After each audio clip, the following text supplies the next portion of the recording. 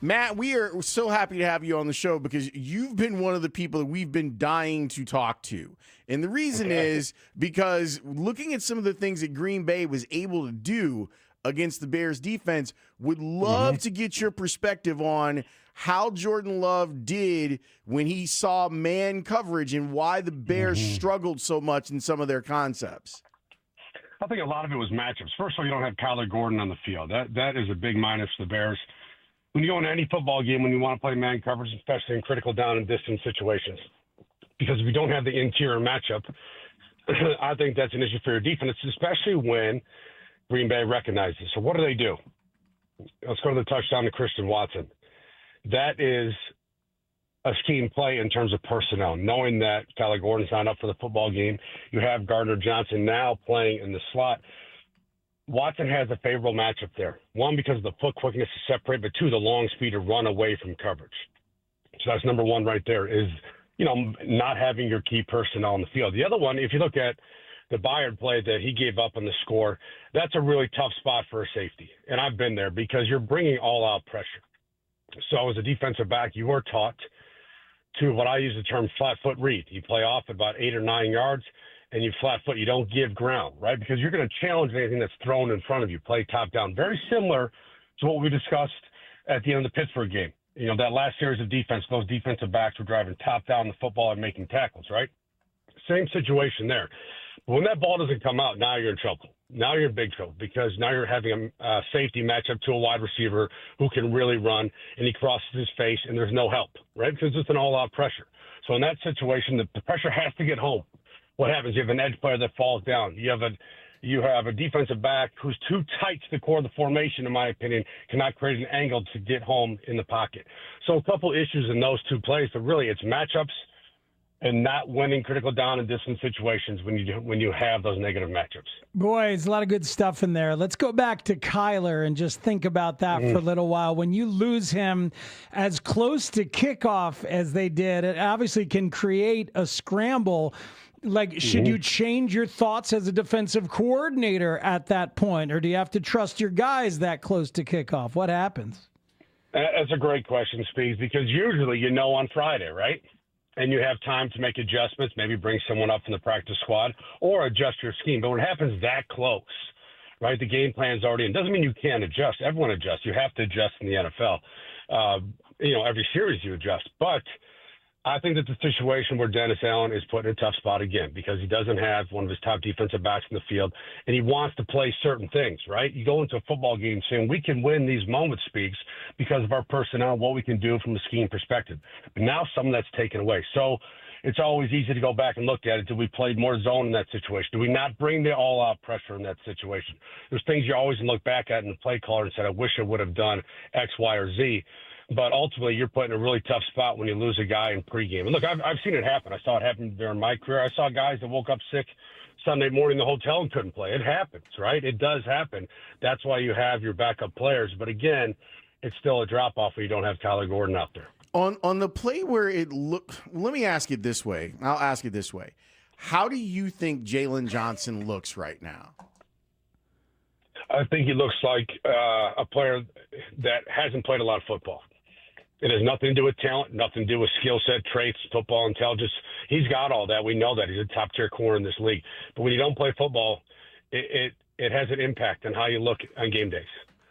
And, I've been asked this question a lot this week because, not trying to change the subject, but Jaden Daniels, right? You bring Jaden Daniels back the last month of the season. Absolutely you do. He needs to play football. Young player needs to play. That's how you develop. It's the same thing for a veteran player. You need to be on the field. And when you miss time, including time in training camp, one, your conditioning level, two, your physicality, being able to set your pads, but overall, it's your play speed and getting up to that play speed because they're not used to moving at that pace. So, Matt, the Jaylen Johnson thing definitely on my mind, too, and the way that Lawrence was thinking about asking it. It's such an interesting thing because he got called out by Tom Brady on the broadcast for not going back and being the other half of essentially a cover 2 on the back end. There's another play where another former quarterback, J.T. O'Sullivan, in his film breakdown, he wondered why Jaylen Johnson wasn't dropping back on the first touchdown to Watson that you were talking about, that maybe should have been dropping back there. So that's 2 from people, who are trying to break it down. And I'm sitting here wondering, is Jaylen Johnson being used in ways that maybe he didn't expect by Dennis Allen? Or was he not part of enough practices to know how to execute some of this usage? What do you see when I ask you this? Well, look, ultimately with Jaylen Johnson, what do you want him to do? You want him to play man coverage, right? That's why you're paying him a lot of money, because he's a very good man coverage corner. He's got physical coverage traits, and he's got ball skills. So you want to put him in a position where he can match a top receiver, and in a position where he can use his natural football intelligence to take the ball away and put himself in those positions. I think Dennis Allen is trying to do that. You brought up the play that Brady mentioned, and I thought at first, Speaks, it was an invert cover 2, just like you said, with Brisker, the deep pass to the field, and then you have Johnson open and sink and be the deep pass to the boundary. I've talked to some people who are very smart. Some people think it's cover 6, deep pass to the field.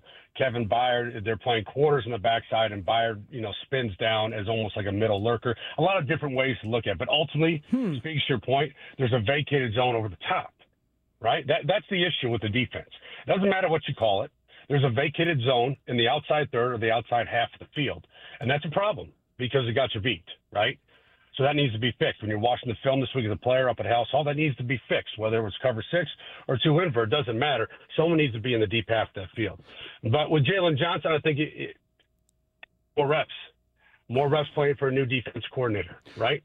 That's exactly what it is right there. So it's interesting that he brings up the people that Matt has talked to, Lawrence, like maybe it's not Jaylen, maybe it was Byard. But either way, I could see Ben not wanting to call either of them out the way that he did. He kind of deferred assigning blame yesterday. When I was watching it, Matt, the first thing I was like, man, I feel like he didn't get enough depth on that play. And then I was like, well, maybe he was influenced by Reed, because Reed comes across. And I was trying to figure it out, too. I was like, is that quarter, half, or is that them playing 2? And I couldn't quite figure it out, but I knew that he didn't look quite right on the play. And it's a great point, because ultimately Green Bay had the concept to beat it. It's basically double post. You can call it double cross. It's double post. You have a deep post over the top and a shallow crosser. And that shallow crosser is designed to influence the defender, to hold the defender from getting depth. It did exactly what it was meant to do. So you give credit to Green Bay. They made the right call in that situation. Sometimes the play call, Lawrence, you say, you know what? They got me.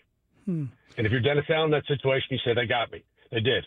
We lost that play. Can we come back and win more? Yes. But in that situation, it was Matt LaFleur who won it. I keep thinking about Keyshawn Nixon, who went away from his assignment on the pivotal fourth down play and went back and made the interception. Evan Williams had kind of, come up to try and cover the flat. And I got to give credit to Keyshawn Nixon for leaving his spot. And I don't know if Jaylen should have done that on any of those plays, but how often does that happen in a Dennis Allen defense, that guys need to adjust and just kind of cover each other's ass no matter what the assignments are? Well, I think, Speeds, I think ultimately you have to play within the structure of the defense, right? That's what you're coached to do. On a football team is, hey, if I have the deep half, I'm in the deep half. Right now, there are times where you coach players differently, especially superstars, guys that can play outside of structure because they have this natural playmaking ability that you allow them to freelance a little bit, but still within the structure. And I think the Nixon plays a little different, right? Because that's a got-to-have-it moment. That's win the football game or lose the football game. And if you're in coverage and your coverage is underneath and there's a lot of traffic and you see someone run past you, you should probably turn around and cover them, right? That's basically what happened. That's basically what happened in that situation because, look, and I've had this discussion too with a bunch of my friends who are Bears fans. Was it the right call for Ben Johnson? Yeah, it was, because the tight end was wide open. It worked. No one covered the tight end. So that is a really smart play call. And look, if you're a Bears fan and you're questioning that, you wanted Ben Johnson here because he was aggressive. He's going to try to win. That's what he tried to do in that situation. He didn't run off tackle. He tried to win the football game. He had the right play called. It fooled the defense. Nixon made a great play.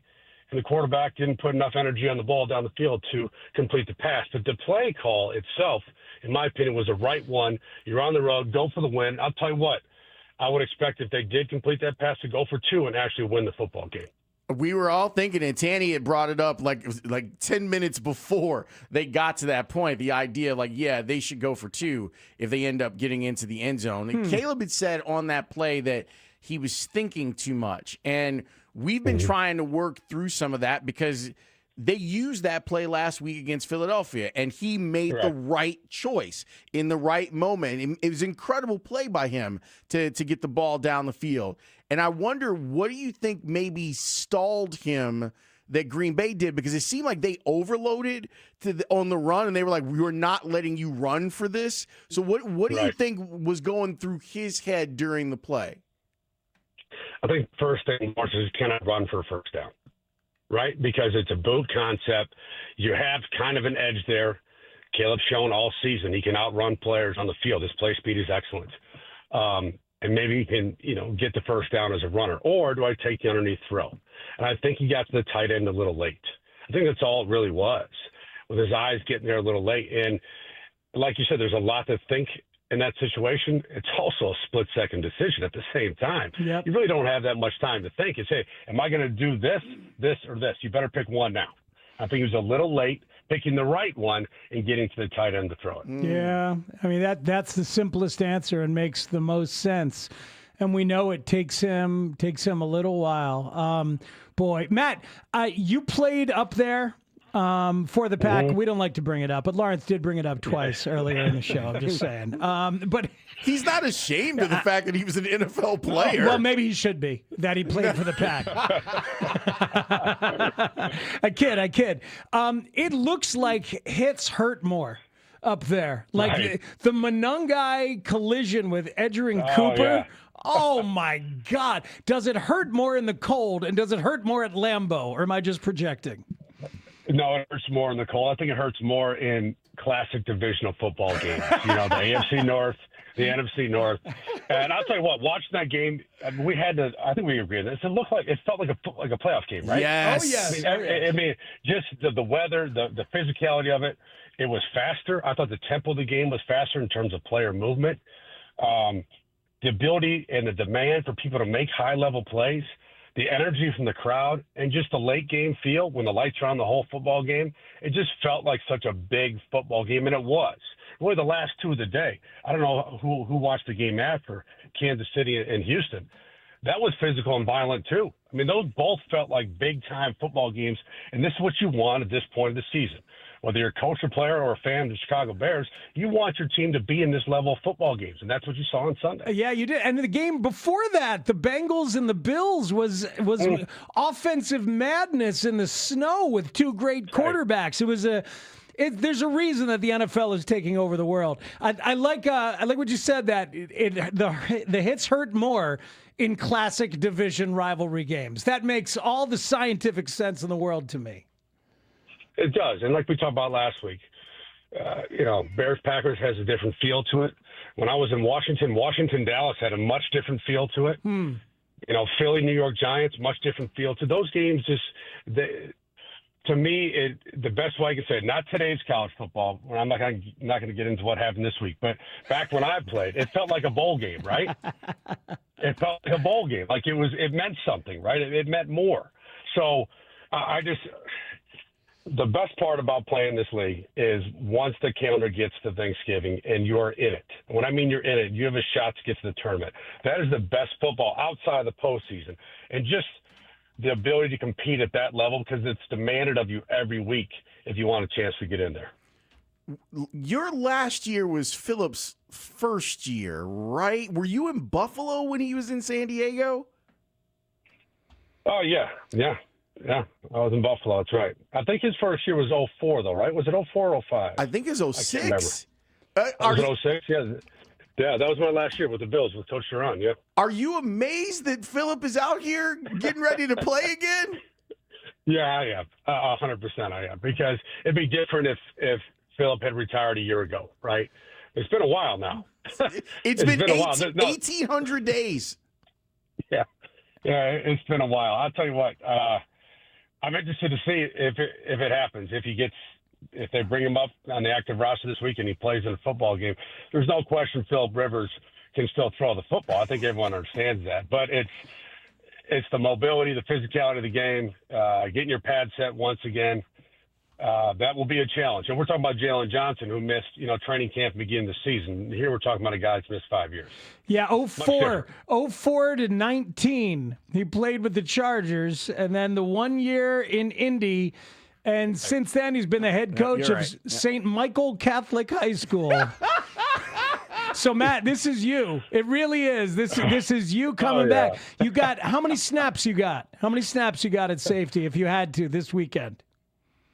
Oh, I could go for 3 or 4. Yeah, but then the problem would be if I was in a situation like Kevin Byard was the other day with the receiver on me, that'd be lights out. Yeah. Wow. Which body part would you be most concerned about? Hamstring, Achilles, shoulder? Achilles for sure. So I don't play basketball or pickleball or any of that stuff just because I'm so nervous of popping my Achilles. That's the only reason I don't do it is because of that injury. That's the one I'm still scared about, yes. Well, the ACC Rookie of the Year from the year 2000 might play this weekend for the Indianapolis Colts. The second grandfather in the NFL might play in the NFL this week. That's pretty wild. Matt, as always, man, we appreciate the perspective. Thanks for the education on the coverage. All right, guys. I'll talk to you soon. Thanks, Matt.